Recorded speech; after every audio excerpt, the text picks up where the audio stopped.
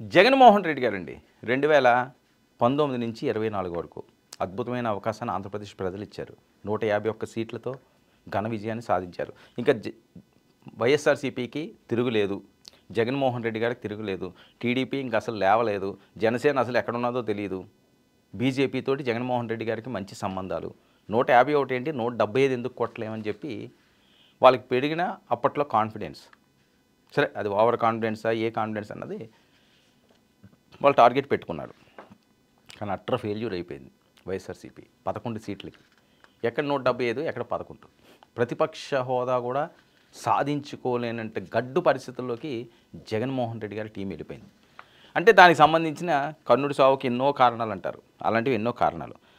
అమరావతి అనే అంశం అన్నది జగన్మోహన్ రెడ్డి గారికి కోలుకోలేని దెబ్బతీసింది. ఎందుకంటే వాళ్ళు రోడ్లు పట్టుకుని వెళ్ళిపోయారు, ఈ చివరి నుంచి ఆ చివరికి ఎక్కడ కాంప్రమైజ్ అవ్వలేదు. చాలా బలంగా వాళ్ళు పోరాటం సాగించారు. అవన్నీ కూడా ఇబ్బందికరంగా మారినాయి. అయితే అమరావతిపై జగన్ ఇప్పుడు యూటర్న్ తీసుకున్నారా? ఇది కీలకంగా వస్తున్న చర్చ. ప్రస్తుతం జగన్ చేస్తున్న కామెంట్స్ చూస్తుంటే అవుననే అనిపిస్తుంది.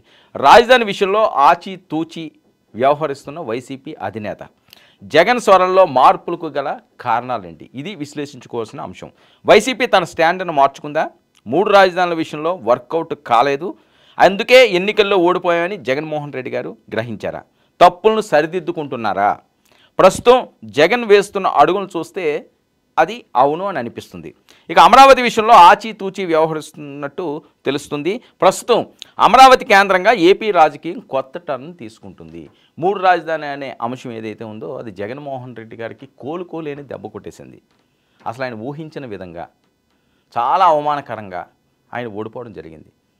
ఆయన పార్టీ మొదలుపెట్టిన తర్వాత ఇంత దారుణమైన ఓటమిని ఆయన చూసుండడు, ఊహించుండడు ఇంత దారుణంగా వైఎస్ఆర్సీపీ పడిపోతుంది అని గ్రాఫ్. సో ఇదేంటంటే ప్రధానంగా లిక్కరు ఇంకా చాలా ఉండొచ్చు కాక, కానీ అమరావతి అనే అంశం అన్నది చాలా పెనుదెబ్బ కొట్టేసింది.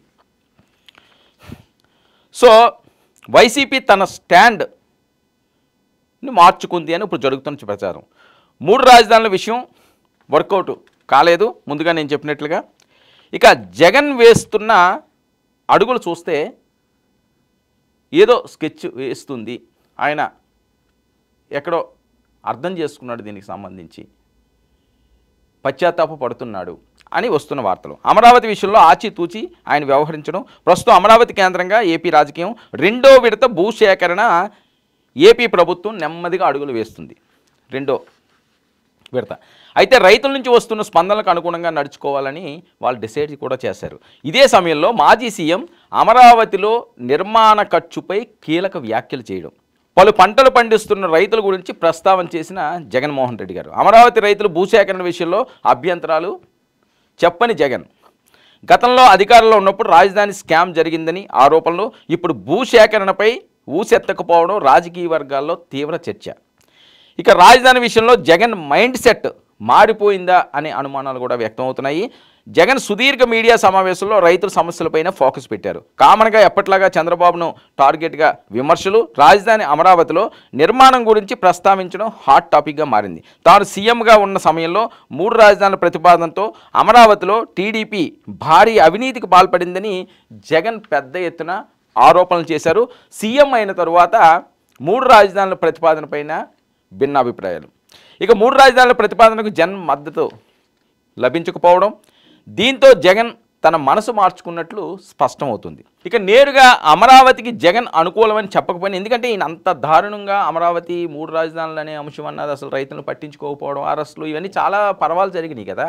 సో డైరెక్ట్గా చెప్పకపోయినా ఏదో ఉంది అని పరోక్షంగా అవే సంకేతాలు జగన్మోహన్ రెడ్డి గారు ఇస్తున్నారు. ఇటీవల వరుస మీడియా సమావేశాల్లో చేసిన వ్యాఖ్యలే దీనికి నిదర్శనం. కొద్ది రోజుల క్రితం గుంటూరు, విజయవాడను కలుపుతూ రాజధాని నిర్మాణం చేపడితే బాగుండేదని వ్యాఖ్యానించడం సంచలనం రేపింది. మొదటి నుంచి చెప్పేది అదే, గుంటూరు, విజయవాడ కలిపి చేస్తే ఒక అద్భుతమైన రాజధాని అవుతుంది అని. ఇక ఇప్పుడు ఎన్నికల ఫలితాల తర్వాత అమరావతి వ్యతిరేక వ్యాఖ్యలు ఆయన చేయకపోవడం, ఇక ఇప్పుడు అమరావతి నిర్మాణ ఖర్చు గురించి మాత్రమే ఆయన కామెంట్ చేశారు. అంత ఖర్చు చేసి బంగారంతో నిర్మాణం చేస్తున్నారా అని ప్రశ్నించిన జగన్మోహన్ రెడ్డి ప్రస్తుతం అమరావతిలో 2వ విడత భూసేకరణ, ప్రభుత్వ ఆలోచనలు, రైతుల స్పందనలపై ప్రత్యేక వ్యాఖ్యలు. ఎందుకు ఈ అంశాన్ని ఈయన తీసుకొస్తున్నారన్నది చాలా కీలకంగా ఏపీ రాజకీయాల్లో టర్న్ తీసుకుంటున్న అంశం. ఎన్నికల్లో ఓటమి తర్వాత జగన్ ఇక తన నిర్ణయం మార్చుకున్నట్లు పూర్తి ఇండికేషన్స్ వస్తున్నాయి. అమరావతి వైపే ఆయన మొగ్గు చూపిస్తున్నారు. మళ్ళీ ఆ సాహసం అయితే ఆయన చెయ్యరు ఇన్ కేసు ఏదైనా జరిగితే వచ్చే ఎన్నికలకు ఇంకా 4 ఏళ్ల సమయం ఉంది. ఈలోగా రాజధాని నిర్మాణం ఒక రూపు రావడం ఖాయంగా కనిపిస్తుంది. ఇప్పటికే జగన్ తిరిగి అధికారంలోకి వస్తే రాజధాని భవిష్యత్తు ఏంటంటూ పలువురు ప్రశ్నలు. రాజధాని విషయంలో రానున్న రోజుల్లో జగన్ తన వైఖరి పైన మరింత స్పష్టత ఇచ్చే అవకాశం. నిర్మాణ ఖర్చు, టెండర్ల విషయంలో మాత్రం జగన్ పూర్తి సమాచారం సేకరించినట్లు తెలుస్తుంది.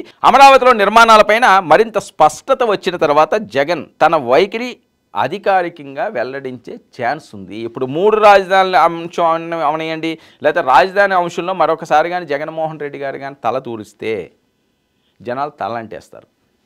మొన్న జరిగింది అదే, ఫుల్గా అంటేశారు. సో ఆ సాహసం అయితే ఇంకా చేయరు. మంచో చెడో అనుకున్నారు, అది కంటిన్యూ అవుతున్నది, అది కంటిన్యూ చేయాలి. దాన్ని ఏ రకంగా డెవలప్ చేయాలని చూడాలి తప్పించి 3 రాజధానులు 4 రాజధానులు ఈ రకమైన అంశం మీద జగన్మోహన్ రెడ్డి గారు వెళ్ళరు. ఆయన పశ్చాత్తాప పడుతున్నారు. రేపు ఎన్నికల క్యాంపెయిన్లో కూడా ఇదే రాజధాని అనే ఆయన వెళ్లాల్సిన అవసరం ఉంది. లేకపోతే ప్రజలు నమ్మే పరిస్థితి ఉండదు. మళ్ళీ వచ్చారంటే ఏదో చేస్తారు కదా అని. సో ఇంకా ఆయన ఆ మాట ఎత్తడానికి అయితే ఇష్టపడటం లేదు, సాహసించటం లేదు. ఇదే రాజధాని కింద జగన్మోహన్ రెడ్డి గారు ముందుకు సాగే ఈ ప్రక్రియ ఏదైతే ఉన్నదో వైసీపీకి కాస్త జోష్ తప్పిస్తున్నది. కూటమికి కూడా ఏంటి జగన్మోహన్ రెడ్డి ఈ రకమైన స్కెచ్ చేస్తున్నాడు, మళ్ళీ అమరావతి కావాలంటాడా, అమరావతిని కంటిన్యూ చేయాలి, ఈ రకంగా చేయాలని సూచనలు సలహాలు ఇస్తే ప్రజల్లో జగన్మోహన్ రెడ్డి గారు మారిపోయారా, మన రాజధాని ఇక్కడే ఉంటుంది, ప్రాబ్లం ఏం లేదని చెప్పి మళ్ళీ ఆయనకి మద్దతు పెరుగుతుందా అని చెప్పి కూడా గుసగుసలు వినిపిస్తున్న నేపథ్యం. మరి జగన్మోహన్ రెడ్డి గారు తీసుకున్న ఈ నిర్ణయం ఫలితాలు ఎలా ఉంటాయన్నది చూడాలి.